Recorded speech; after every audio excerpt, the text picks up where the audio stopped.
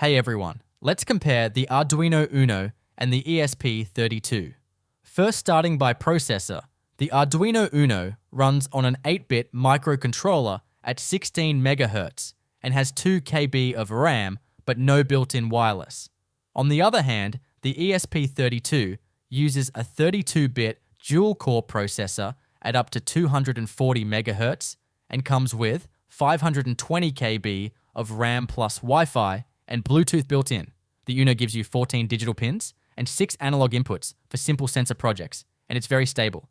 The ESP32 offers over 30 GPIO pins, multiple ADCs and DACs, capacitive touch inputs, and hardware PWM, so you can build much more complex designs.